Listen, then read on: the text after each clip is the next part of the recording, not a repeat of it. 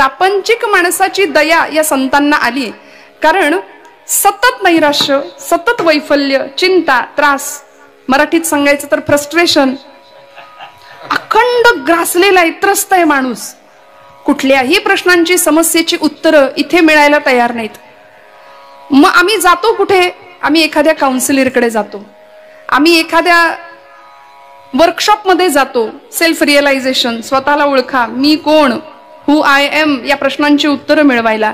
पण खरं सांगू का, संतान इतकं समुपदेशन आमचं कुणीच नाही केलं. सगळ्यात मोठे काउन्सिलर होते संत, सगळ्यात मोठं समुपदेशन संतांनी केले. सगळ्या प्रश्नांची उत्तरं ज्ञानोबांच्या ज्ञानेश्वरीत आहेत, तुकोबांच्या गाथेत आहेत, समर्थांच्या दासबोधामध्ये आहेत, ज्ञानोबांच्या हरिपाठात आहेत. एका हरिपाठासाठी 1000 वेळा माऊलींचे पाय धरले ना तरी ते कमी ठरतील. एका मनोबोधासाठी 1000 वेळा समर्थांचे पाय धरले तरी ते कमी ठरतील. कारण प्रत्येक संतांनी, बघा तुम्ही, गणरायाचं वर्णन तर प्रत्येक ग्रंथाच्या सुरुवातीला आहे. ज्या मंगलमूर्तींच्या अधिष्ठाना समोर आपण आहोत त्या मंगलमूर्तींबद्दल माऊली म्हणतात ना, ओम नमो जियाद्या वेद प्रतिपाद्या जय जय स्वसंवेद्या आत्मरूपा देवा तुची गणेशु सकलार्थ मती प्रकाशु म्हणे निवृत्ती दासू अवधारी जोजी. सगळ्यांच्या बुद्धीचा प्रकाशक असणारा मंगलमूर्ती, विद्येची देवता असणारा, आणि आज त्याच्या साक्षीनी आपण भाग्यवान आहोत. त्याच्या आशीर्वादाने संतांच्या मांदियाळीमध्ये आपण इथे आहोत. आजी सोनियाचा दिनोवर्ष अमृताचा घनू. माऊलींची ही अवस्था होती. भगवंत पाहिला, सगळीकडे दिसला, अनंत रूपे अनंत वेशे देखीला म्या त्यासी, बाप रखुमा देवीवरू खूण बाणली तैसी, योगी या दुर्लभ तो म्या देखीला साजणी. कैवल्य साम्राज्याचे चक्रवर्ती असलेले ज्ञानराज, योगियांचा राणा, ज्ञानियांचा राजा, की समाजाने 12व्या शतकामध्ये दिलेल्या सगळ्या निंदेचं विष पचवलं, प्राशन केलं. संन्याशाची पोरं म्हणून विटंबना झाली, पण प्रवरेच्या काठावरती बसावं. आपल्या सगळ्यांना प्रसंग माहितीये, प्रेतयात्रा निघावी आणि त्या सौभाग्य, त्या सती जाणाऱ्या स्त्रीला कुणीतरी सांगावं, बाई ग, आयुष्याची यात्रा संपवतीयस, ज्ञानोबांच्या पाया तर पड, नमस्कार कर. म्हणून हिरवा चुडा भरलेली, हिरवा भाळी मळवट परिधान केलेली ती स्त्री ज्ञानोबांच्या पायावरती झुकली. कंकणांचा आवाज झाला आणि अर्धोन्मिलित नेत्र असलेल्या ज्ञानोबांच्या मुखातनं शब्द बाहेर पडले, सौभाग्यवती भव. ती म्हणते, माऊली, हा आशीर्वाद या जन्माकरता की पुढच्या जन्माकरता? माझा पती तिकडं चितेवर आहे, मी सती जायला निघाली, आपण मला सौभाग्यवती भव आशीर्वाद देता. ज्ञानोबांनी उठावं, चितेवर निजवलेल्या त्या व्यक्तीच्या मस्तकावरनं हात फिरवावा. एखाद्या बापाने आपल्या लेकराच्या मस्तकावर हात फिरवावा तसा, एखाद्या आईने आपल्या बाळाच्या मस्तकावर हात फिरवावा तसा, आणि उठ म्हणाले, सच्चिदानंदा, तू सच्चिद आनंद स्वरूप आत्मा आहेस, तुला जाता येणार नाही. झोपेतनं माणूस उठावा तसे उठले आणि मग चमत्कार झाला. नेवाशाच्या मंदिरामध्ये शब्द घुमले माऊलींचे आणि लिहिलं, सच्चिदानंद बाबा आदरे लेखकू झाला. ते नसते तर आज ज्ञानेश्वरी कदाचित तुमच्या माझ्या जवळ आली नसती. एवढे अनंत उपकार ज्ञानोबांचे, की आमच्या जीवनातल्या सगळ्या प्रश्नांची उत्तरं आम्हाला या संत वाङ्मयामध्ये मिळतायत. अनेक प्रकारचं वाङ्मय माऊलींनी निर्माण केलंय, संतांनी निर्माण केलंय, आणि ज्ञानोबांच्या वाङ्मयामधला हा एक आगळा वेगळा आणि विलक्षण प्रकार विरहिणी, की जी मराठी साहित्याला दिलेली देण आहे ज्ञानोबांची. त्यानंतर अनेकांनी विरहिण्या लिहिल्या. खानदेशातल्या अलीकडच्या कवी बहिणाबाई, त्यांच्या विरहिण्या प्रसिद्ध आहेत. अनेकांनी विरहिणी नावाचं साहित्य लिहिलं, पण ज्ञानोबांची ही देण आहे मराठी साहित्याला, की गोपी भावामध्ये जाऊन परमेश्वराला आर्त गाऱ्हाणं घालावं, आर्तपणे आळवावं, त्याची याचना करावी, तळमळीने त्याला प्रार्थना करावी, त्याला बोलवावं. पडिले दूर देशी मज आठवे मानसी, मज आठवे मानसी, नको नको हा वियोग, कष्ट होता ते जीवासी. काय सुंदर भाव विरहिणीतनं व्यक्त करावा. विरह शब्दामध्येच अर्थ आहे श्रोते हो. भक्तिप्रेमातली अत्युच्च अवस्था आम्हाला संतांनी दाखवून दिली की जी स्वतः त्या अवस्थेला पोहोचले होते आणि आम्ही प्रापंचिक माणसं भरकटलेलो आहोत, आम्हाला ती अवस्था प्राप्त करावी. सेवितो हा रस वाटितो अनेका या न्यायानी. तो ब्रह्मरस, तो ब्रह्म साम्राज्याचा आनंद जो आम्ही अनुभवला, आम्ही चाखला, तो तुम्हाला प्राप्त व्हावा याकरता संतांचं हृदय तळमळलं. बाकी त्यांना इथे येण्याची गरज काय होती हो? माऊली म्हणतात, मागील या जन्मा मुक्त झालो, मी मागच्या जन्मात मुक्त झालोय, आम्हाला इथे येण्याची गरज काय आहे? आम्ही वैकुंठीचे वासी आलो याची कारणासी. बोलिले जे ऋषी साच भावे वर्ताया. आम्ही याकरताच आलो, कारण बुडते हे जन न देखवे डोळा, येतो कळवळा म्हणून या. आणि ज्ञानोबांच्या या ज्ञानोत्तर भक्तीमध्ये म्हणजेच पराभक्तीमध्ये काय काय अनस्युत आहे बघा तुम्ही. ही जी विरहाची अवस्था आहे ना, भक्तिप्रेमातला अत्युच्च अवस्थेचा क्षण आहे, उत्कट अवस्था, ज्यामध्ये पूर्वानुराग आहे, मिलन आहे आणि पुन्हा विरह आहे. या तीन गोष्टी यामध्ये अनस्युत आहेत. भगवंताबद्दल अनुराग निर्माण होण्यापूर्वीची अवस्था, भगवंताची प्राप्ती झाल्यानंतर मिलनाची अवस्था आणि त्यानंतर भगवंतापासून विरहाची अवस्था, या तीनही अवस्था माऊलींनी अनुभवल्या. खर तर पूर्वानुराग निर्माण होण्याची किंवा तो प्राप्त होण्याची 4 कारण आहेत श्रोते हो. भगवंताच्या प्रति पूर्वानुराग कसा प्राप्त होईल? त्यातलं पहिलं कारण आहे, भगवंताविषयी अनुराग निर्माण व्हायला आम्हाला पुण्याही लागते बरं का. पूर्व पुण्याशिवाय आम्ही भगवंताच्या विषयी अनुराग उत्पन्न होऊ शकत नाही, प्रेम निर्माणच होऊ शकत नाही. तुका म्हणे सुलभ साधन गोमटे, परी उपतिष्ठे पूर्व पुण्ये. जन्मोजन्मी आम्ही बहु पुण्य केले, तेव्हा या विठ्ठली कृपा केली. जन्मोजन्मी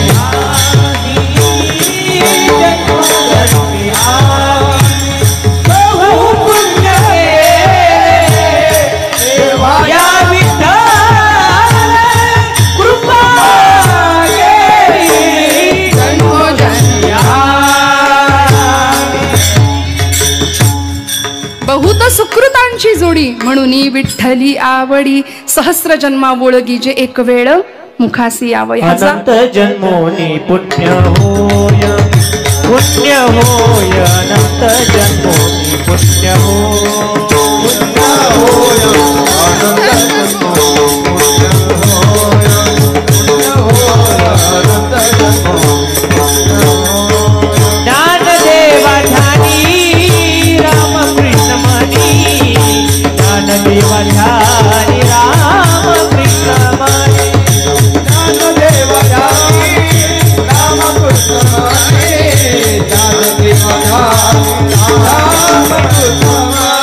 अनंत जन्मोनी पुण्य होय, अनंत जन्मोनी पुण्य होय, अनंत जन्मोनी पुण्य होय, अनंत जन्मोनी पुण्य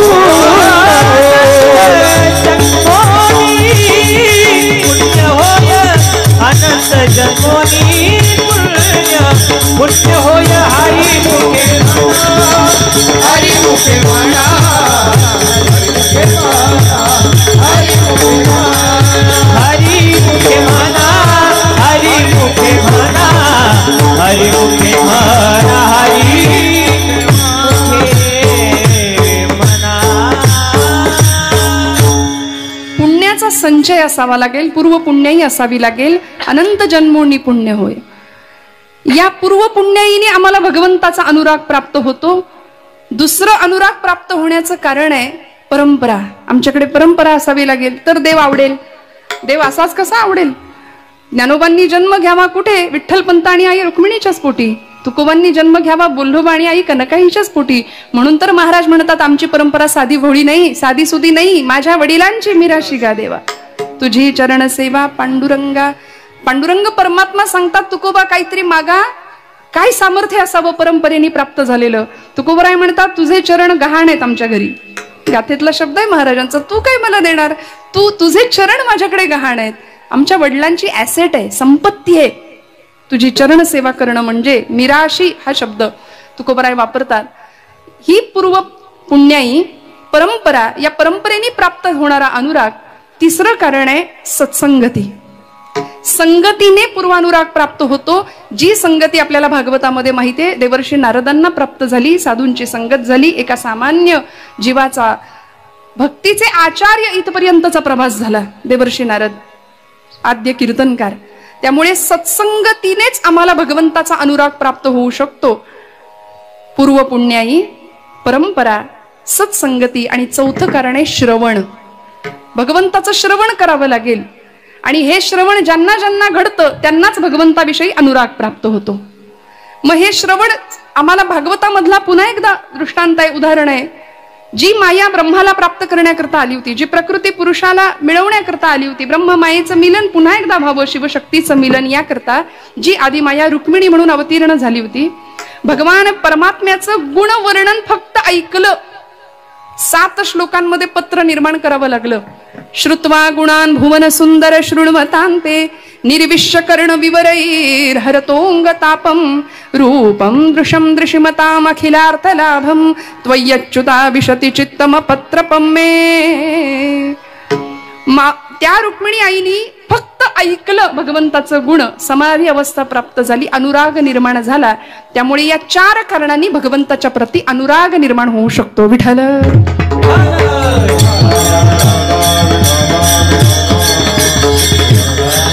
मग एकदा अनुराग निर्माण झाला, प्रेम निर्माण झालं की मग भगवंत येतो भेटायला. मग मिलनाची अवस्था आहे भक्तीमध्ये. आणि मग ती एकदा भगवंताची भेट झाली की त्यानंतरची उत्कट अवस्था भक्तीतली की जी सर्वोच्च आहे तिला विरह अवस्था म्हटलंय. तो वियोग आणि त्या वियोगातली संतांची अवस्था आहे ना. म्हणून ज्ञानोबांनी गोपी भावामध्ये जाऊन ही विरहिणी का लिहिली असावी. गोपींचा भाव उत्कृष्ट अत्युच्च का वाटला ज्ञानोबांना, याचं कारण ही 4ही कारणं जी आता आपण ऐकली ना ती गोपींकडे होती. गोपींकडे पूर्व पुण्याई होती का? निश्चित होती. रामावतारातल्या त्या सगळ्या ऋषी होत्या म्हणून भगवंताविषयी अनुराग प्राप्त झाला. गोपींकडे पूर्व पुण्याई होती, परंपरा होती का? तर अनंत काळापासून व्रजाच्या भूमीमध्ये भगवंताची प्रतीक्षाच सगळे करतायत, ही परंपरा आहे तिथे. संत संगत होती का? राधेचा संग गोपींना होता. आणि श्रवण गोपींच्या श्रवणाबद्दल काय बोलावं. आपण ऐकलं ज्या रुक्मिणी मातेनी फक्त कृष्ण वेणू वाजवतो हे ऐकलं, तिला समाधी लागली. पण त्या गोपी कृष्ण वेणू वाजवताना ऐकत होत्या. वृंदावनी वेणू वाजे, वृंदावनी वेणू,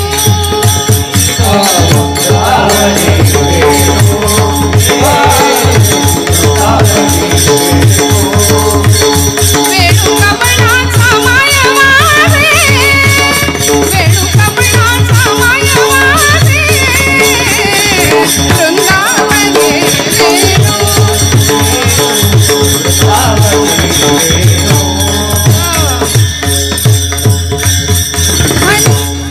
ध्वनी मंजुळ मंजुळ उमटती, वाकी ऋण झुण वाजती. काय अवस्था आहे.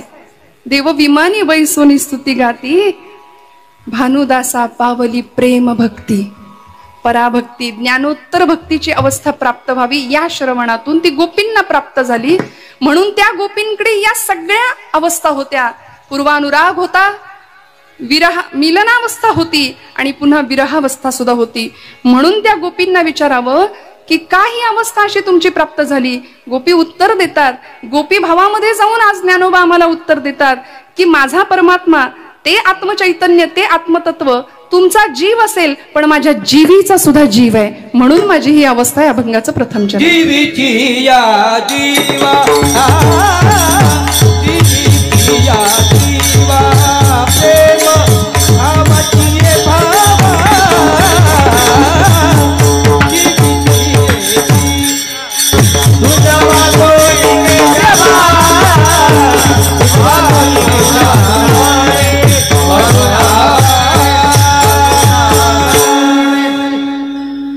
जीवीची या जीवा, प्रेम भावाची या भावा, तुझ वाचुनी केशवा अनुनावडे. एकदा या सगळ्या मंडळींसाठी जोरदार टाळ्या वाजवा श्रोते हो. इतकी गोड साथ, जीव तोडून म्हणतात की नाही, जीवापासून गाणं, जीवापासून सेवा करणं. वरवर सेवा अशी नसावी. मग बऱ्याचदा 2 तासात 7 आहे की 7.5 आहे असा कधी कधी अनुभव येतो. त्यामुळे अत्यंत माझ्यापेक्षा सगळ्या बाबतीमध्ये आपण सगळी मंडळी आहात, पण गोड प्रमाण, गोड चाली, गोड सेवा, आणि म्हणून हे कीर्तन आहे. हा खेळ नव्हे एकल्याचा, आपण सगळ्यांनी मिळून ही साथ देताय, म्हणून आपली ही सेवा मंगलमूर्तींच्या चरणावर जाणार आहे. महाराजांचं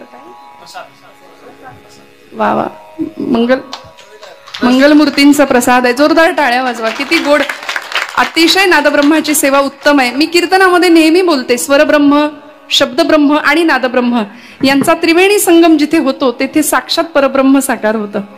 त्यामुळे कर जोडूनी पायी ठेवी तसे माथा, तुका विनवी पंढरीनाथा, रंगी ओढवावी रंग कथा, पुरवी मनोरथा माय बापा. हे मागणं आहे तुकोबरायांचं, हे मागणं आहे संतांचं. आणि ही रंगकथा, ही रंगदेवता निर्माण व्हायला या सगळ्यांचा सक्रिय सहभाग लागतो. कुठेही आक्रमकता नको. आणि आज आपण सगळीकडे पाहतोय, या आक्रमकतेने 2 तास आपल्याला पुरतील की नाही असं वाटतं, कधी कधी होईल की नाही कीर्तन पूर्ण. पण आपल्या सगळ्यांचा सहभाग आणि माझा महिला वर्ग, मी या भागाकडे जास्त मला आपुलकी वाटते आपल्या सगळ्यांबद्दल, कारण आपण सगळे अशाच येऊन नाही बसला, घरचं सगळं करून आलात की नाही.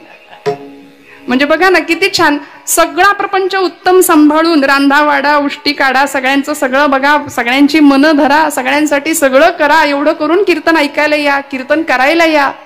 विठ्ठल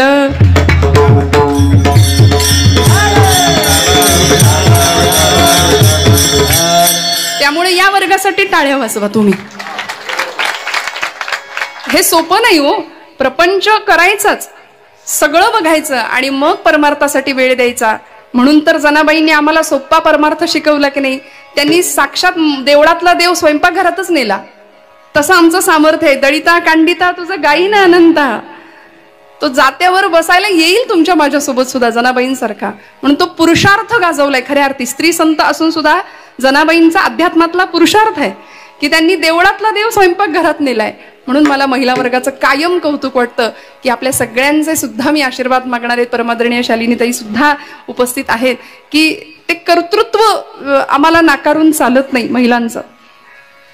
आज ज्ञानोबांनी स्त्री भावामध्ये जाऊनच ही विरहिणी लिहिली आहे बरं का, गोपी भावामध्ये जाऊनच ही विरहिणी लिहिली आहे. तसं बघायला गेलं तर सगळी सृष्टी ही प्रकृती आहे आणि परमात्मा एकटा पुरुष आहे. बाहुली सांगतात ना, अर्जुना अर्जुना तो गा भक्तू, तोची मुक्तू तोची योगू, तो वल्लभा मी कांतू ऐसे करिये. सगळं जग स्त्री रूपाने नटलंय. भगवंत म्हणतात मी एकटा पुरुष आहे.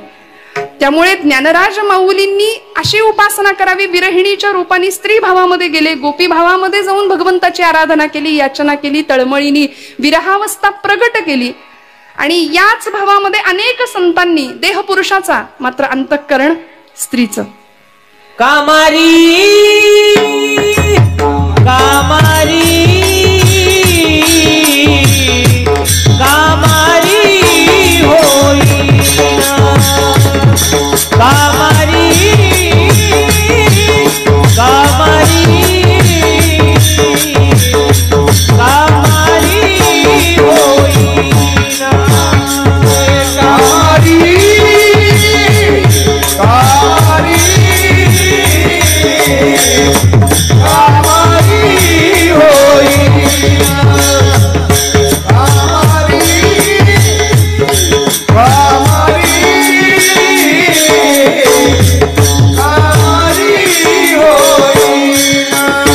या गोपाळाचे घर रिघे नगे बाई, रिघे नगे बाई, या गोपाळाचे घर रिघे नगे बाई, रिघे नगे बाई, या गोपाळाचे घर रिघे नगे बाई, रिघे नगे बाई, या गोपाळाचे घर रिघे नगे बाई, रिघे नगे बाई, कामारी कामारी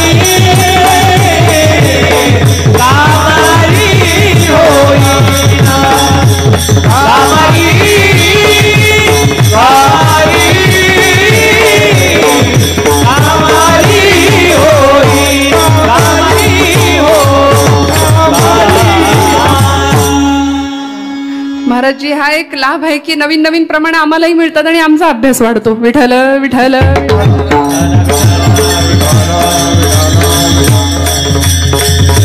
देह पुरुषाचा, भाव स्त्रीचा, अशी अनेकांनी भक्ती केलेली उदाहरणं आपल्या संत वाङ्मयामध्ये, संत चरित्रांमध्ये आहेत. रामकृष्ण परमहंस राधाभावामध्ये भक्ती करायचे कालीमातेची.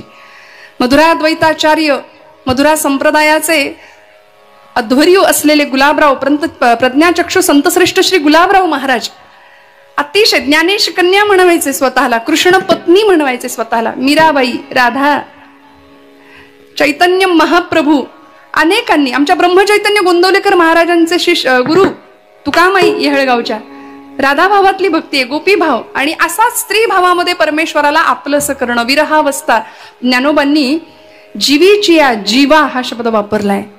मला सांगा, आपण ज्याला जीव म्हणतो, एखादी व्यक्ती देहानी या भूतलावर व्यवहार करतीये, 84 लक्ष योनी मात्रांमधून नरदेह प्राप्त होतो. सकल देहा माझी पहा हो, अति दुर्लभ मनुष्य देहो, याची या प्राप्तीचा संभव तो अभिप्रावो अति दुर्लभ. एकनाथी भागवत नाथबाबा सांगतात, दुर्लभातला दुर्लभ असलेला मनुष्य देह आम्हाला प्राप्त होतो. मग त्या देहाची किंमत कुठपर्यंत आहे? त्या देहामध्ये आपण सहज सांगतो की नाही, जोपर्यंत तो राम आहे तोपर्यंत. माणूस गेला की आम्ही काय म्हणतो? जीव गेला, राम गेला. म्हणून माणसं घाबरतात जिवंतपणी राम म्हणायला. विठ्ठल.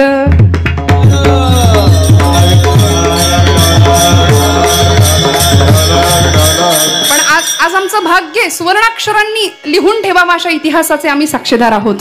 अयोध्येमध्ये प्रभू रामचंद्रांची प्राणप्रतिष्ठा झालीये. वसिष्ठांनी सांगितलं होतं, रामो विग्रहवान धर्म. राम ही धर्माची मूर्ती आहे. तुकोबराय सांगतात, धर्माची तू मूर्ती, पाप पुण्य तुझे हाती, मज सोडवी दातारा, कर्मापासून दुस्तरा. राम हा साक्षात धर्म आहे, मूर्तिमंत धर्म आहे. आणि त्या धर्माला आज सिंहासनावर बसवलंय. आता काळजी करायची गरज नाही. मीरा रोडवर जे झालं ते पुन्हा होणार नाही याची शक्यता शाश्वती आपण बाळगणार आहोतच. ज्याच्या मुखात राम आहे, ज्याच्या मुखात कृष्ण आहे, ज्याच्या मुखात विठ्ठल आहे, त्याला काहीच घाबरायची गरज नाही. पण दुर्दैव असं की अध्यात्माला जाणारा माणूस फार घाबरलाय सध्या. कॉन्फिडन्स आमच्याकडेच कमी आहे आणि समाजामध्ये नको ती कामं करणारी माणसं फुल कॉन्फिडन्सनी वावरतायत. नको एवढा आत्मविश्वास आहे त्यांच्याकडे.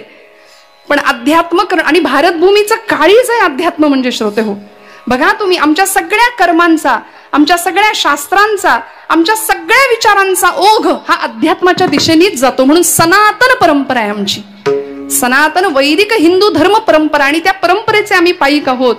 त्या वाटेवरनं प्रवास केला माझ्या ज्ञानोबांनी, माझ्या तुकोबांनी, समर्थांनी, नामदेवांनी. आणि आम्ही त्या वाटेचे पायिक आहोत. याच्यासाठी आपल्या भाग्याचा कुणी हेवा करावा. इतकं भाग्य घेऊन आम्ही जन्माला आलोय हे निश्चित कायम लक्षात ठेवावं माणसांनी, बरं का. जीवीची या जीवा, प्रेम भावाची या भावा, त्या देहाची किंमत तोपर्यंतच आहे जोपर्यंत तो जीव आहे. त्याला कुणी प्राणशक्ती म्हणतं, कुणी आत्मशक्ती म्हणतं, कुणी चैतन्य शक्ती म्हणतं. आणि माणूस गेला की आपण म्हणतो राम गेला. लक्षात घेऊया, आहोत तोपर्यंत राम म्हणूया, नाहीतर लवकर तिकडे राम म्हणायची वेळ येईल. प्रतिश्वासम सविश्वासम रामम वद दिने दिने, को विश्वास हा पुनश्वास हा आगमिष्यती मानवा. माहिती नाही पुढचा श्वास घ्यायला मिळेल की नाही. खात्री आहे का हो? खरं सांगा, खात्री आहे का? काहीच नाही. वास्तविक 7 दिवसात आम्हाला जायचे. परीक्षितीला सुद्धा 7 दिवसाचाच कालावधी होता. पण मला असं वाटतं की परीक्षितीला ती खात्री तरी होती की माझ्याकडे 7 दिवस आहेत. आपल्याला तीही खात्री नाहीये. त्यामुळे प्रत्येक क्षण वेचला जावा त्या जीवापासून शिवात्म्याच्या प्राप्तीच्या धडपडीसाठी, त्या आत्म्याच्या परमात्म्याच्या तादात्म्यासाठी. आणि असं जीवशिव ऐक्य प्राप्त व्हावं याकरता तो जीव म्हणजे नेमका कोण आहे? माऊलींना त्याची ओळख पटली. जीवीची या जीवा, प्रेम भावाची या भावा, तू माझ्या प्रेमाचा विषय आहे. त्या चैतन्य शक्तीचा लळा लागला माऊलींना, त्या प्राणशक्तीचा लळा लागला. आणि त्या चैतन्याशी तदाकार होण्याची धडपड सुरू झाली की आता तुझं वाचून केशव आणून आवडे. आता मला काही सुचत नाही, काहीही आवडत नाही दुसरं काही. आचार्यांनी आपल्या एका शिष्याला प्रश्न विचारला होता, जगद्गुरु आद्य शंकराचार्यांनी. ते म्हणाले होते, किंते ज्योतिर्वदस्वहनिरविरिहमे चंद्रदीपादिरात्रौ स्यादेवो भानुदीपादिक परिकलने किं तव ज्योतिरस्मि. चक्षुस्तन्मीलने भवति च किं सुतरां धीर्धिया किं प्रकाशे तत्रैवाहं ततस्त्वं तदसि परमकं ज्योतिरस्मि प्रभोहम.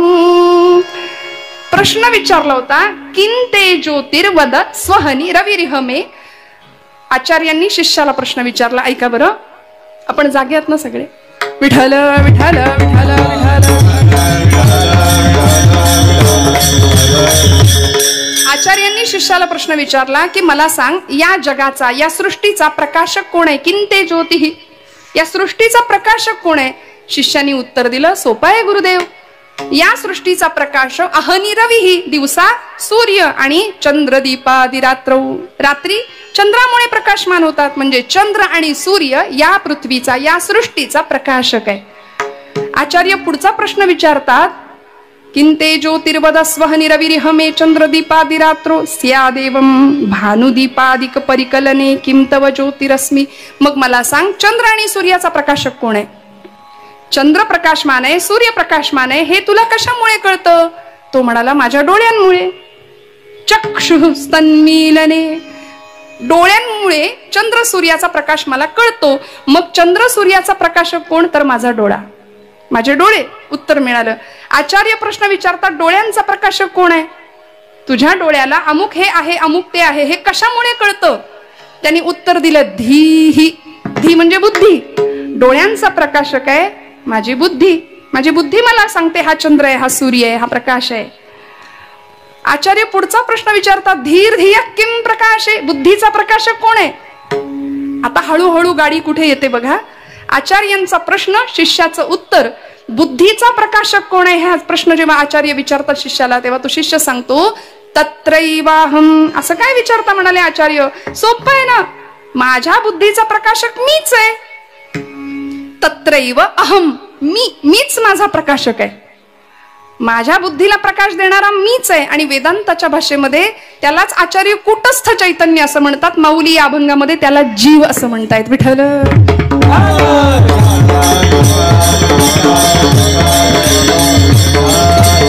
त्यामुळे या जीवाचा, या चैतन्य शक्तीचा मला लळा लागलाय. मी कोण आहे याची मला जाणीव झाली. आणि ती जाणीव माऊली सांगतात, या हृदयामध्ये मी रामू असता सर्व सुखांचा आरामू. परिभ्रांतासी कामू विषयावरी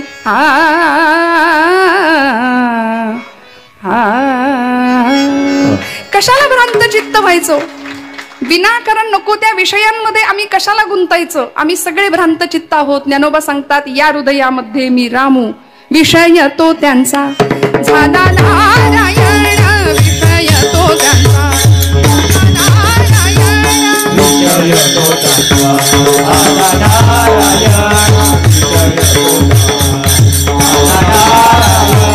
विषय तो त्यांचा नारायण. विषय तो त्यांचा झाला नारायण. विषय तो त्यांचा झाला नारायण.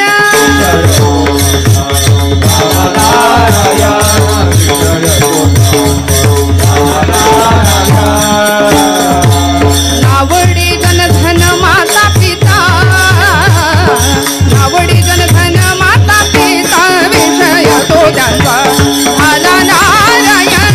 विषय तो त्यांचा झाला नारायण. नावडी जनधन माता पिता, नावडी जनधन माता पिता. विषय तो त्यांचा झाला नारायण. विषय तो त्यांचा झाला नारायण.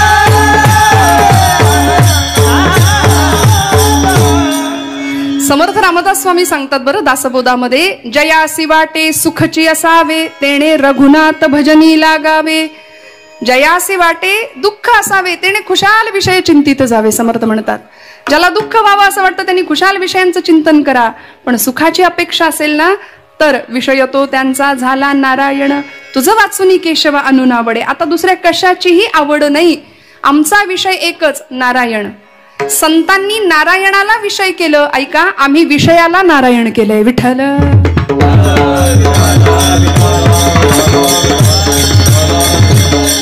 पंचभौतिक विषयांच्या मागे मनुष्य धावतोय आणि एखाद्या वेड्यासारखा आशेच्या मागे आम्ही धावतो ना. आश्चर्यकारक असलेली आशा नावाची शृंखला आम्हाला बंधनाला कारणीभूत ठरते आणि हे बंधन आम्हाला दुःखाला कारणीभूत ठरतं. म्हणून मनुष्य कायम गाऱ्हाणं गातो. बघा तुम्ही, कायम कळणतो आम्ही आयुष्यभर. हे धड नाही, ते धड नाही, याच्यात काही नाही, त्याच्यात काही नाही. एखादा माणूस भेटला प्रापंचिक, काय कसं काय, बरं आहे का म्हणायचं, रडत खडत चाललंय, कसं तरी चाललंय म्हणायचं, बरंच म्हणायचं. का एवढा नकार आमच्या जीवनामध्ये भरतो? इतकी निगेटिव्हिटी कशामुळे भरते? याचं कारण आम्ही त्या जीवाला ओळखत नाही, त्या चैतन्य शक्तीला आम्ही ओळखू शकत नाही. हृदयामध्ये असलेला राम, त्याच्याशी अनुसंधान ठेवणं ही भक्तीची सिद्धता आहे. आणि अशी भक्ती सिद्ध प्राप्त झाली, तुका म्हणे नवविध भक्ती जाणे तोची सिद्ध. या भक्ती ज्यांनी जाणल्या ना, तो सिद्धावस्थेला प्राप्त होतो. म्हणून ज्ञानोबा सांगतात की तो माझ्या जीवाचा जीव आहे, त्याच्याशिवाय मला काही आवडत नाही, काही रुचत नाही. अशी आवड भगवंताची प्राप्त व्हावी. पण आहे का हो तुम्हाला मला? आपण आपलं आपलं आत्मपरीक्षण करूया. आमचं असं आहे, प्रपंच आम्ही आवडीने करतो पण परमार्थ सवडीने करतो.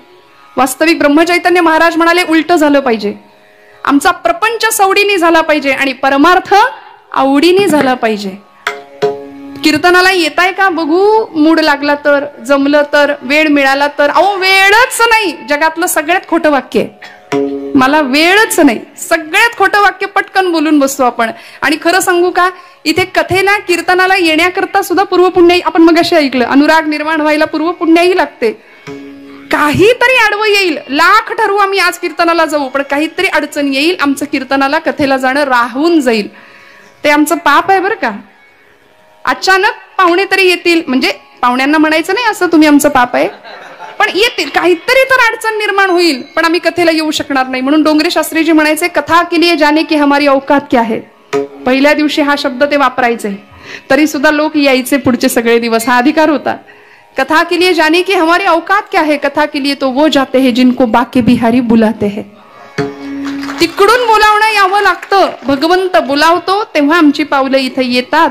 त्या चैतन्य शक्तीला ओळखावं ही संतांची धारणा आहे. कारण तो स्वयंप्रकाशी आहे. तो प्रकाश अर्थात देव या शब्दाचा अर्थच आहे, दिव हा धातू आहे. दिव म्हणजे प्रकाश.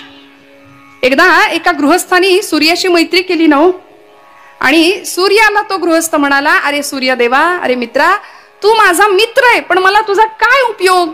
मी प्रवासाला निघालो, एका बोगद्यात आमची गाडी गेली आणि त्या टनेलमध्ये सगळा अंधार दिसला रे मला. मग तू माझा मित्र असून मला काय उपयोग त्याचा? सूर्य म्हणाला, ते काय असतं म्हणाला, अंधार म्हणजे काय? तो गृहस्थ सांगतोय, सगळा काळोख होता अरे त्या बोगद्यात. सूर्य म्हणतो, अरे काळोख म्हणजे काय? जो स्वयंप्रकाशी आहे त्याला काळोख काय कळणार? तो गृहस्थ म्हणाला, मित्रा तुला माहिती नाही काळोख? चल म्हणले, मी दाखवतो तुला. काळोख बघायचंय, चल तुला घेऊन जातो. त्या सूर्याला घेऊन आला तो मित्र. कुठे आला? हा, बोगद्यात आला. सूर्य म्हणतोय, कुठे काळोख? तो गृहस्थ म्हणाला, अरे आत्ता होता काळोख, आत्ता होता, गेला कुठे? तू आलास आणि काळोख गेला. म्हणजे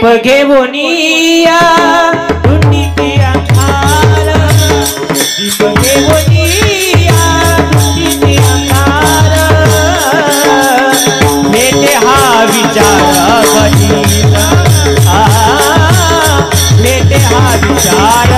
अघटित दीप घेऊन धुंडी बिया दीप घेऊन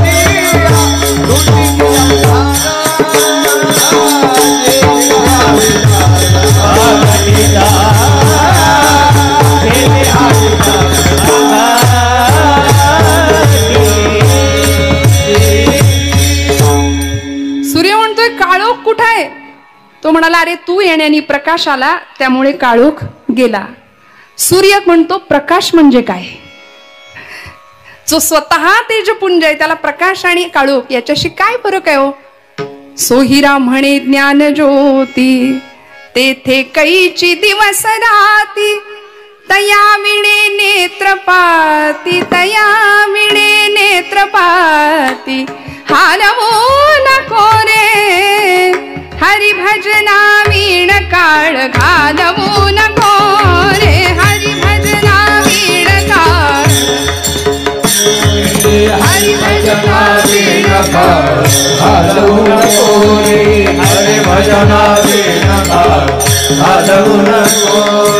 दोरीच्या सापा भिवुनी भामा, दोरीच्या सापा भिवुनी भामा, भेटी नाही जीवा शिवा, भेटी नाही जीवा शिवा, अंतरीचा ज्ञान दिवा मालवू नको रे, हरी भजना वीण काळ घालवू नको रे, हरी भजना वीण काळ, हरी भजना वीण काळ घालवू नको रे, हरी भजना वीण काळ घालवू नको. सोहिरा म्हणे ज्ञान ज्योती तेथे कैचे दिवस राहती, एकदा को तो स्वयंप्रकाश ती आत्मज्योत जागृत झाली की मग कशाचीही गरज नाही. म्हणून तुझं वाचुनी केशवा अनु नावडे. आता काही नाही आवडत, पण असं आहे गणपती उत्सव आला, नवरात्र उत्सव आला की देवाच्या आवडी करता किती असतं आणि आपल्या आवडी करता किती असतं याचा विचार प्रत्येकाने करावा. हो, आम्ही आमच्याच आवडी करता सगळं करतो, कार्यकर्त्यांना आरती ही बहुतांशी धडपाठ नसते, अशी दुर्दयनीय अवस्था आहे. गणपती समोर जाताना डोक्यावर शिरस्त्राण असावं हे सांगावं लागतं, व्यवस्थित भारतीय पोशाख परिधान करा हे सांगावं लागतं. बरमुड्यावर आरती चालेल म्हणतात पोरं आमची, काही बिघडत नाही. कपाळाला कुंकू नसलं काही बिघडत नाही, केस बांधलेले नसले काही बिघडत नाही. कुठेच धर्मशिक्षण घरात दिलं जात नाही, धर्मशास्त्राचं आचरण केलं जात नाही. परिणामी येणाऱ्या संकटांना आम्हाला सामोरं जावं लागतंय आणि आजूबाजूला सगळा अंधकार निर्माण करायला आम्ही कारणीभूत ठरू बर का. येथ वडील जे जे करीती तया नाम धर्म ठेवीती.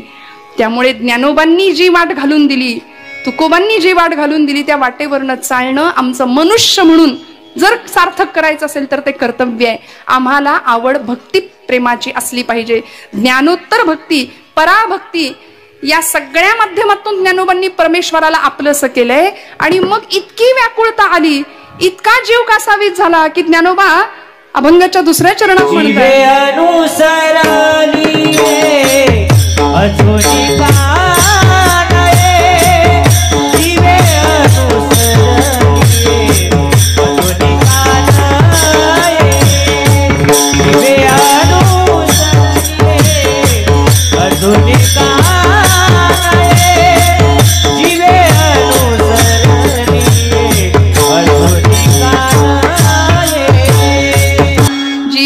सरलिये अजूनिका नये. मी एवढ्या अर्थतेने माझ्या भगवंतांच्या विरहामध्ये व्याकुळ झालोय. विरहिणी आहे ना, काय व्यक्त करते विरहिणी. मी एवढी व्याकुळ झाली, अर्थतेने भगवंताला बोलावते. अजूनका नये जीवे अनुसरलिये, वेगी आणावा तो सये प्राणू माझा. आपल्या सख्यांना ती विरहिणी सांगतेय की बाई ग लवकर त्याला घेऊन या म्हणाले, मला आता चैन नाही पडत. कासावीस होऊन गेला. विरहावस्था भक्तीतली उत्कट अवस्था. आपण कधी अशा विरहावस्थेत गेलोय का हो? खरं सांगा बघा बरं, आठवून बघा. आम्ही आमच्या आप्तेष्टांचा विरह फार व्यक्त करतो, प्रपंचासाठी आम्ही फार रडतो, आमच्याच मुलासाठी, आमच्याच मुलाबाळांसाठी, लेकरा बाळांसाठी, नातेवाईकांसाठी. आम्ही म्हणतो नातेवाईक हे नात्यातले असतात, नात्यातली माणसं नात्यातली, नाती गोती जी गोत्यात आणतात तीच नाती बहुतेक. म्हणून तर असा प्रचार रूढ झालाय की काय. त्यांच्यासाठी आम्ही आसव गाळू, त्यांच्यासाठी आम्ही अडकून बसू आणि विरह व्यक्त करू. पण भगवंतासाठी कुणी विरह केलाय का हो? माऊलींनी केला. वेगी आणावा तो सई. आता चैन नाही पडत, भगवंताला बघितल्याशिवाय या जीवाला शांतता मिळणार नाही. असा विरह सर्वोच्च भक्तीच्या अधिकारी असलेल्या गोकुळातल्या गोपींनी व्यक्त केला होता. म्हणून नारद भक्ती सूत्रात त्या प्रेमाची व्याख्या करताना सांगतात, यथा व्रज गोपिकानाम. त्या गोपींच्या प्रमाणे आमची भक्ती असावी. अनिर्वचनीयम प्रेम स्वरूपा, अमृत स्वरूपाच्या कितीतरी व्याख्या केल्या प्रेमाच्या भक्तिशास्त्राच्या, की हे प्रेम कसं आहे. गुणरहितम कामनारहितम प्रतिक्षाण वर्धमानम अविच्छिन्नम सूक्ष्मतरम अनुभव रूपम. अनेक प्रकारच्या व्याख्या देवर्षी करतात. बरं, ही सिद्धता प्राप्त झाल्यानंतर भक्ताची अवस्था काय होते.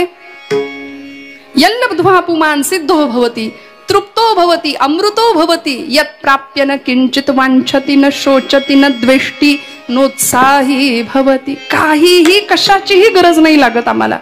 भगवंतांनी भगवद्गीतेमध्ये मराठी भाषेला दिलेला शब्द स्थितप्रज्ञ, स्थिर बुद्धी, समत्व आम्ही ठेवू शकतो चित्ताचं. आम्हाला कशाचीही गरज नाही, बस भगवंत समोर आला पाहिजे. निर्गुणाचं अधिष्ठान, निर्गुणाची उपासना करणाऱ्या ज्ञानोबाराय आज भगवंताचा सगुण विग्रह पाहायला विरहिणी रूपामध्ये व्याकुळ झाल्यात, कासावीस झाल्यात आणि त्याकरता गोपी भावामध्ये जातात. का हो गोपींचं प्रेम श्रेष्ठ आहे आपण सगळे जाणता. ज्या गोपी भगवंतांच्या विरहामध्ये आतुर असायच्या, त्या मिलनासाठी कासावीस झालेल्या असायच्या, त्यावेळी भगवंतांची तीच अवस्था असायची बरं भगवंतांची सुद्धा. का? कारण गोकुळ सोडून भगवंत ज्यावेळी मथुरेला येतात तेव्हा त्या मथुरेच्या गवाक्षातून भगवंत पाहतात यमुनेच्या पलीकडे कोणी दिसतंय का. गोकुळातली एखादी गाय, एखादं हंबरणारं वासरू, एखादी गाय, एखादी गवळण मला दिसेल का म्हणून भगवंत वाट पाहतायत. आणि भगवंतांचा भाऊ, प्रिय प्राणप्रिय असलेला सखा, रूप आणि गुण अगदी त्यांच्यासारखेच असलेला उद्धव, भगवंतांचा सखा, उद्धवजींनी या भगवंतांच्या जवळ जावं आणि भगवंतांना पाहावं. ज्ञानी भक्त होते हो, ज्ञानी भक्त होते. विचारावं, भगवंता का रडताय आपण? डोळ्यात पाणी, अरे तू परब्रह्म साक्षात आणि तू रडतोस. भगवंतांनी अचानक आवेशाने येऊन सांगावं, पिंद्या पिंद्या, अरे चल चल घरी चल. म्हणाले माझी आई तुला ओरडेल, तुझी आई मला ओरडेल, चल चल चल घरी. आणि अचानक हंबरडा फोडावा, अचानक रडावं. उद्धवजींना आश्चर्य वाटावं, बघावं की देवा परब्रह्म तू साक्षात, तूच तुझी ओळख दिलीये. जाणे अजमी अजर, अक्षमी अक्षर, अपूर्व मी अपार, स्वानंद मी. असा आहेस ना तू, तू अजय आहेस, अजर आहे, अक्षर आहे. माऊलींनी सांगितलं हा भगवंताचं हे तुझं रूप आहे, ही आयडेंटिटी आहे तुझी. आणि अशा अवस्थेत तू रडतोस, शोभत नाही तुला रडणं. भगवंत म्हणतात हीच वेळ आहे आता. ज्ञानी भक्ताला ज्ञानोत्तर भक्ती सांगणं, पराभक्तीची शिकवण देण्याची हीच वेळ आहे म्हणून पाठवलं. जा म्हणाले आणि सांग गोपींना, सांग तुझ्या मनात जे जे ज्ञान आहे, सांग त्यांना की अरे वेड्यासारखा का रडताय, समजून घ्या, ज्ञान करून घ्या. ते परब्रह्म आहे, तो कृष्ण तुमचा कुणी नाही, तुम्ही त्याला आपलं म्हणू नका. ते साक्षात परब्रह्म आहे, निर्गुण निराकार. जाशील, स्वतःचा पोशाख परिधान करायला दिला.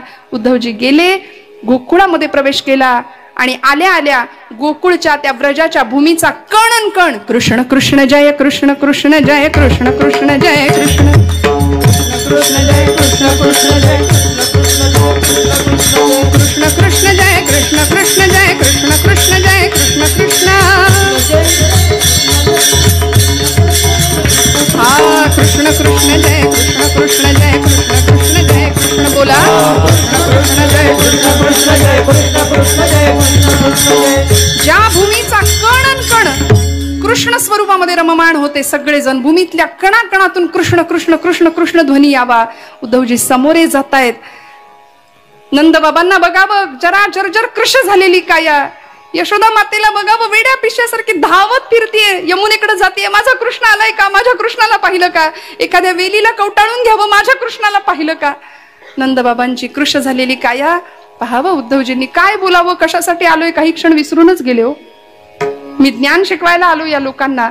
पण जवळ गेले आणि सांगितलं की अरे नंदबाबा, यशोदा माता, कशासाठी तुम्ही माझं माझं करताय त्याला, तो तुमचा कोणीही नाहीये. लक्षात घ्या, तुम्ही ज्याला तुमचा पुत्र समजताय तो तुमचा पुत्र नाही, ते साक्षात परब्रह्म आहे. तुम्ही त्याला तुमचा पुत्र समजताय, तो तुमचा पुत्र नाही, तो तुमचा सखा नाही, तो कोणीच नाहीये. तो निर्गुण निराकार परब्रह्म आहे, अजर आहे, अव्यय आहे, अक्षय असलेला परमात्म तत्व आहे ते. नंदबाबा म्हणाले, उद्धवजी आम्ही तुम्हाला शहाणं समजत होतो नाही का, ज्ञानी आहात असं आम्ही समजलो, पण आमचा समज चुकीचा निघाला. कारण तुम्ही काय म्हणालात, ते परब्रह्म आहे. बर, मग आम्हाला सांगा, परब्रह्म कधी चुकतं का? यशोदा माता विचारते, देव कधी चुकतो का हो? ते म्हणाले, नाही, देव कधीच चुकू शकत नाही, परब्रह्म कधीच चुकू शकत नाही. हो ना, मग 1000 वेळा त्यांनी आम्हाला आई बाबा म्हणून हाका मारल्यात. देव म्हणावा असा एकही गुण आम्हाला त्याच्यात दिसला नाही. तो उत्तम खोटं बोलायचा, तो उत्तम चोऱ्या करायचा, एवढं सगळं तो करत होता. आणि तो तुम्ही खुशाल म्हणतात तो आमचा कुणी नाही, तिथे काहीच चाललं नाही. म्हणून गोपींकडे गेले आणि गोपींचा तर भाव साग मदनी सानी दमग गमध गमग सा. गोपींच्या जवळ यावळी उद्धवांनी गोपींना सांगावं, अगं गोपींनो, वेड्या की काय तुम्ही, काय सारखं कृष्ण कृष्ण करता, त्याला ओळखून घ्या. तो कोण आहे? ते साक्षात चैतन्य तत्व आहे. नका असं करू, नका रडू विनाकारण त्याच्यासाठी. गोपी म्हणाल्या त्यांनी काय होईल? ते म्हणतात तुम्हाला स्वर्ग सुखाची प्राप्ती होईल, परमानंदाची प्राप्ती होईल. हो ना, मग असं स्वर्ग सुख आम्ही नाकारतो म्हणाल्या. ही अवस्था आहे. म्हणून यथाब्रज गोपिका नाम. काय विरह भाव आहे, काय विरहिणीची अवस्था आहे. गोपी सांगतात श्याम तन श्याम मन श्याम ही हमारो धन. दिन दिन धक धक तू ना कत्तिन धक धक दीना दिन दिन धक धक तू ना कत्तिन धक. श्याम तन श्याम मन श्याम ही हमारो मन श्याम तन श्याम मन श्याम ही हमारो धन. आठों याम धोजी हमें श्याम से ही काम है. श्याम तन श्याम मन श्याम ही हमारो धन. श्याम तन श्याम मन श्याम ही हमारो धन. श्याम गति श्याम मति श्याम ही है प्राणपति. श्याम गति श्याम मति श्याम ही है प्राणपति. अंधे के सिला करी आधार श्याम नाम है. श्याम मन श्याम तन श्याम ही हमारो धन. उधोजी तुम भय बोरे पाती लेकर आए दोरे. सुर जोग कह राखे यह रोम रोम श्याम है.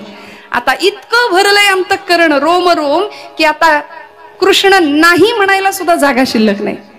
इतकं आम्ही भगवंत स्वरूप झालो. बस त्याला फक्त एवढं सांगा की आम्ही आनंदात आहोत. ही विरहातली अवस्था आहे. त्याच्याशिवाय व्याकुळणारा जीव. गोपी सांगतात की असा भगवंत अजून काय येत नाही. माऊलींनी हा भाव व्यक्त करावा की तो भगवंत मला कधी भेटेल. श्रोते हो, इतकी वाट तर तुम्हाला मला बघायला कधी जमलीये का? मला खरं सांगा, आपण नैवेद्य समर्पित करतो भगवंताला, पण देव जेवत नाही म्हणून आपण कधी रडलोय का? परमार्थातला उत्तम टप्पा आहे उपासनेचा प्रतीक्षा. वाट बघावी लागेल. पहिला टप्पा आहे प्रयत्न, दुसरा टप्पा आहे प्रतीक्षा, तिसरा टप्पा आहे प्रार्थना आणि चौथा टप्पा आहे प्रसाद. विठ्ठल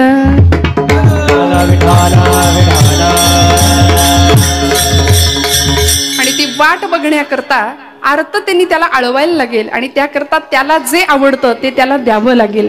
त्याला त्याचं नाम आवडतं. श्रोते हो, विठोबा रखुमाई. टाळी वाजवा.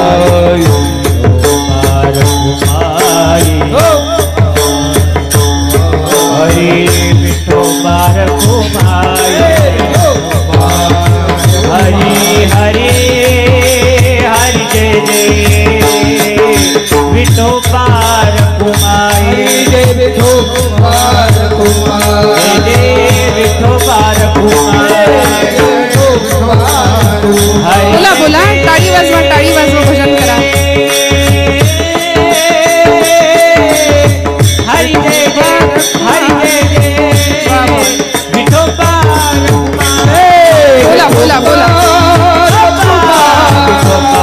कुंडली कवरदा हरी विठ्ठल श्री ज्ञानदेव पंढरीनाथ भगवान माऊली ज्ञानेश्वर महाराज जगद्गुरु श्री तुकाराम महाराज मंगलमूर्ती.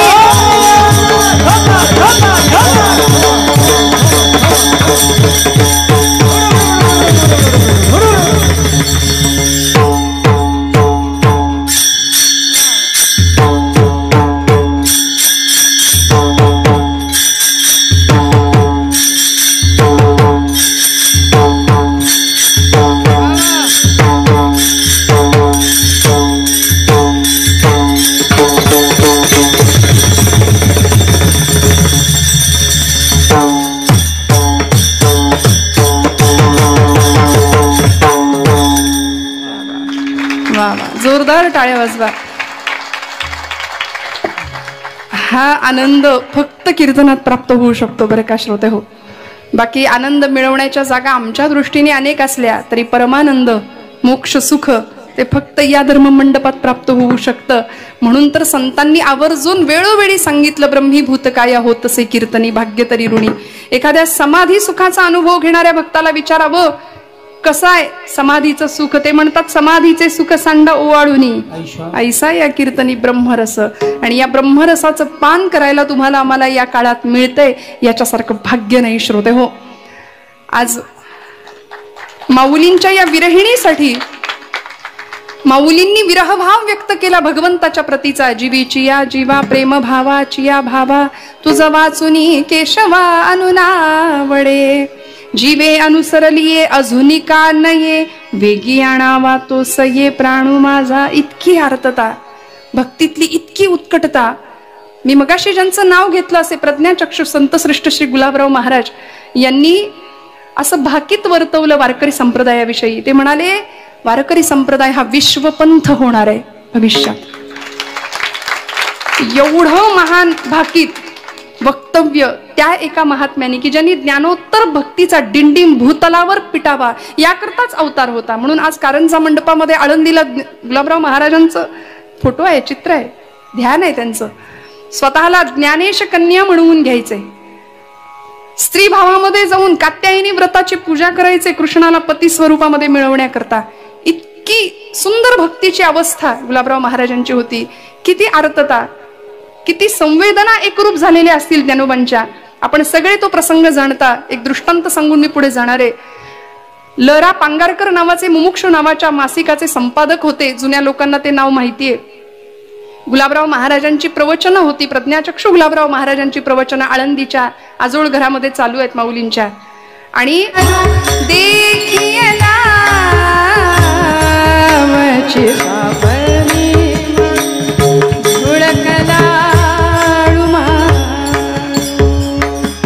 ज्याची वाट बघावी, ज्याच्या दर्शनासाठी उत्कट व्हावं, कासावीस व्हावं, तो अचानक समोर येतो. आणि ज्ञानोबा म्हणतात पंढरपुरीचा निळा लावण्याचा पुतळा विठो देखी येला डोळा. असा सुंदर राजस सुकुमार तुकोबांच्या भाषेत मदनाचा पुतळा रविशशिकळा देखील या पाहिलं हो संतांनी. त्यांच्याकरता तो आला, त्यांच्याकरता कासावीस झाला. आपल्याला भागवतामध्येच आलेल्या एका गोष्टीचा उल्लेख आपल्या सगळ्यांना माहितीये. भगवंताला बरं नाही वाटलं तर ज्या गोपींनी स्वर्ग नरकाचा विचार न करता त्या भगवंतांना सर्वांगाला लावायला पाय धूळ द्यावी, हे गोपींचं प्रेम आहे भगवंताच्या वरत. म्हणून यथाब्रज गोपिका नाम देवर्षी म्हणतात ना, एखाद्या दिवशी भगवंतांचं शरीर तापाने फणफणून निघावं. द्वारकेतला गृहस्थाश्रम चालू आहे भगवंतांचा. गोपींची आठवण आली म्हणून मन नाराज होतं, चिंतित होतं. रुक्मिणी आई साहेबांनी विचारावं, देवा काय झालंय तुम्हाला? बरेच दिवस पाहतीये, कसली तरी चिंता मनाला खाती. एवढं ऐश्वर्य आहे द्वारकेचं, एवढं वैभव पायाशी लोळण घेतंय आणि तुम्ही का बरं असे चिंतित आहात? भगवंत म्हणाले, रुक्मिणी तुला सांगितलं तर आवडणार नाही, रुचणार नाही, पचणारही नाही कदाचित, पण सांगितलं सांगतो. म्हणाले, ऐक, मला गोकुळची आठवण येते, माझ्या गोपींची आठवण येते, माझ्या आईची आठवण येते मला. आणि असं बोलल्या क्षणी रुक्मिणी सांगते, अहो इथं एकापेक्षा एक सुंदर पतिव्रता स्त्री असताना तुम्हाला त्या गवळणींची, त्या अडाणी गोपींची आठवण व्हावी? गोपींना अडाणी म्हटलेलं आवडलं नाही.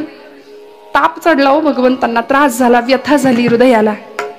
आणि मग या तापासाठी औषध, अनेकांनी अनेक प्रकारचं औषध केलं, कुठेच औषध मिळेना. शेवटी देवर्षींना यावं लागलं, आमच्या या गादीचे मालक. देवर्षी म्हणाले, देवा तुम्ही सांगा पत्ता, मी जाऊन आत्ता पायधूळ घेऊन येतो. म्हणाले, काय औषध आहे? भगवंत म्हणतात, ज्या व्यक्तीचं माझ्यावर खरं प्रेम आहे, खरं भक्ती प्रेम आहे, त्या व्यक्तीच्या पायाची धूळ मला माझ्या अंगाला लावली की माझा रोग बरा होणार आहे. देवर्षींनी सगळं त्रैलोक्य पालथं घातलं, कुणीच पायधूळ द्यायला तयार नाही. जो तो म्हणतो परब्रह्म, ते साक्षात परब्रह्माला आपल्या पायाची पायधूळ लावायची म्हणजे नरकात जाण्यासारखं आहे. भगवंत म्हणतात, गोकुळात जा नारदा.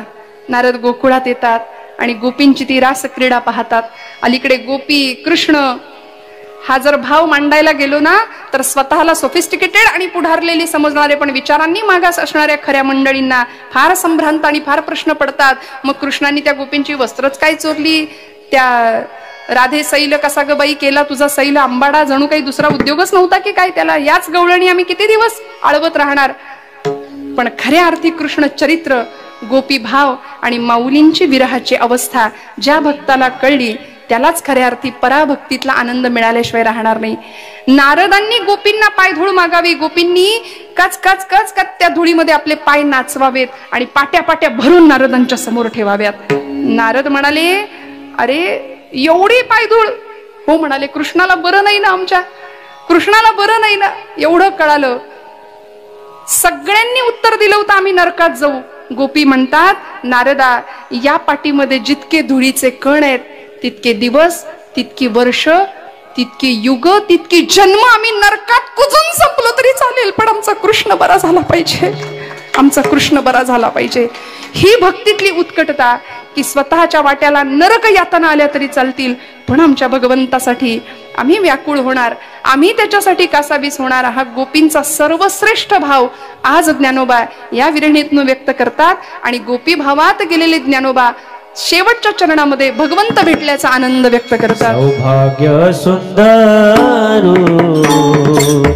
लावण्य सागर, सौभाग्य सुंदर लावण्य सागर, बापर कुमादेवी वरो श्री विठ्ठल, बापर कुमादेवी वरो श्री विठ्ठल, श्री विठ्ठल जीवे अनुसरणे अजुनी काय, जीवे अनुसरणे अजुनी काय.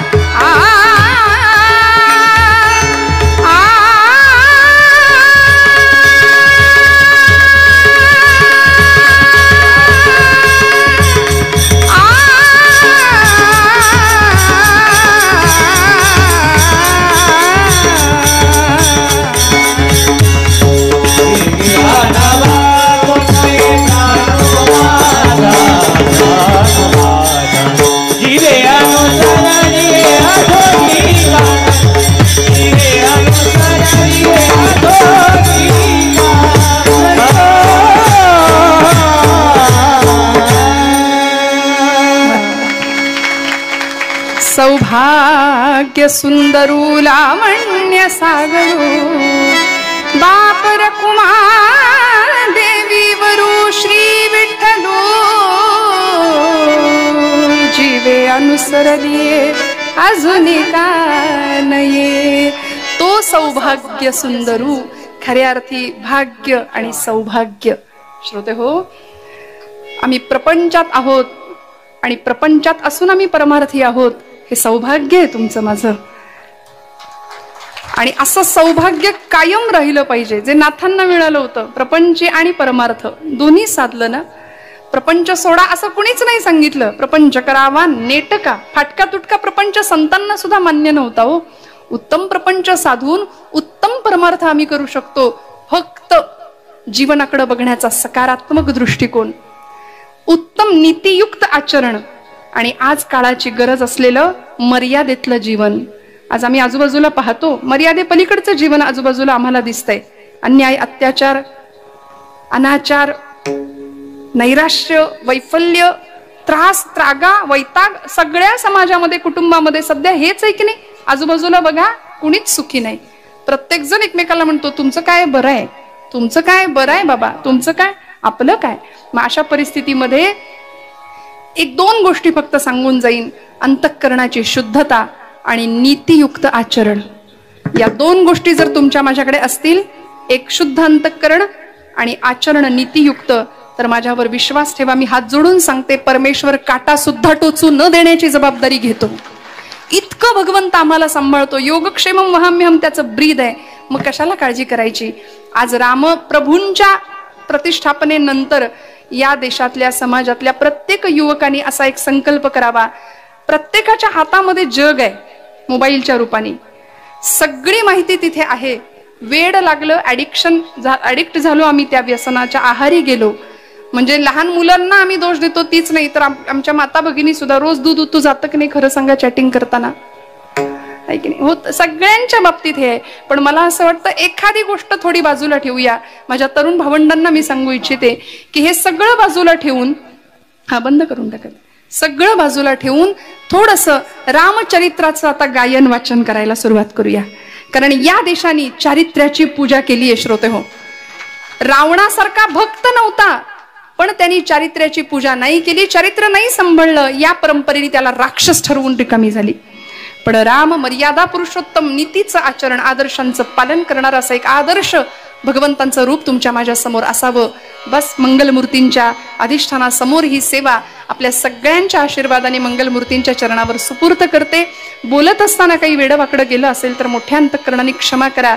परम आदरणीय उद्धवजी महाराज मंडलिक, खरं तर त्यांच्या महाराजांच्या समोर आम्ही काय कीर्तन करणार, पण तरी सुद्धा वेडे वाकुडे गायीन परी तुझाच म्हणविन. महाराजांचा अधिकार मोठा आहे, आपण सगळे जाणता. त्यांच्या आशीर्वादाची फक्त मी याचना करणार आहे. भरभरून आशीर्वाद या लेकीच्या पाठीवर त्यांनी द्यावेत एवढी याचना करते.